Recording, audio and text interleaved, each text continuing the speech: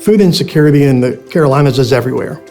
Every county in the Carolinas, all 100 counties, North Carolina, all 46 South Carolina. If you're in church, look to your right, look to your left.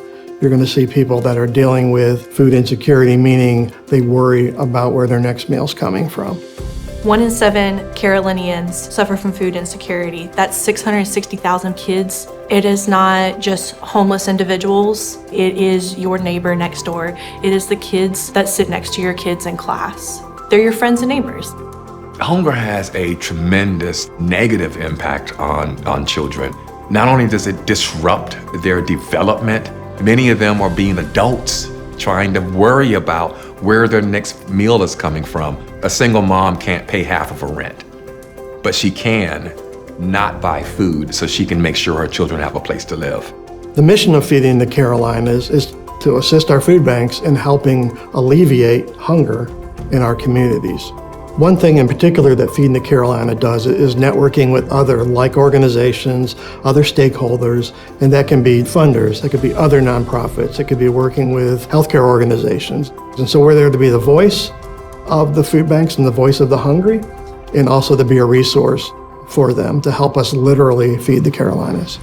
At Feeding the Carolinas, we have a number of great programs. The Farm to Food Bank program was started about 8.5 years ago after an extensive study that showed that there's tens and millions of pounds of produce that are going to waste. So what we do is we work with the Carolina farmers. We look for the perfectly imperfect produce, which doesn't meet the specifications of the retailers. So it's really a win-win for the farmers and the food banks. This last year, we sourced over 76 million pounds of fresh produce that would have otherwise gone to waste. The partnership with Feeding the Carolinas is like no other in the country.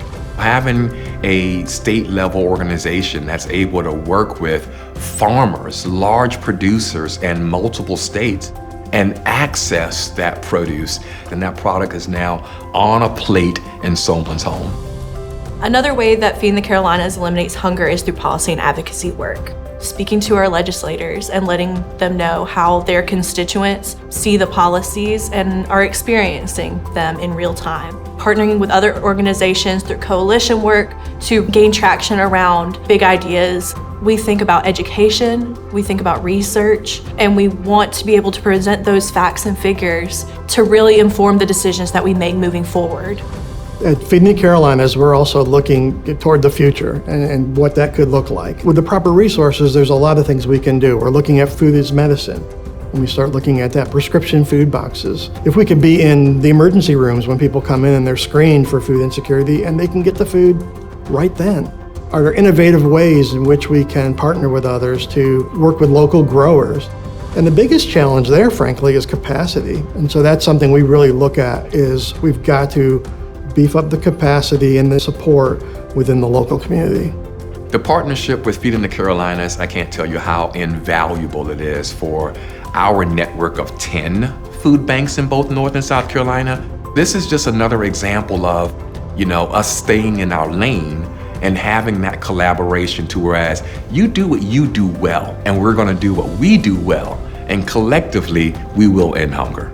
Together, we can help end hunger in the Carolinas. Visit our website to find out how you can engage in this vital work.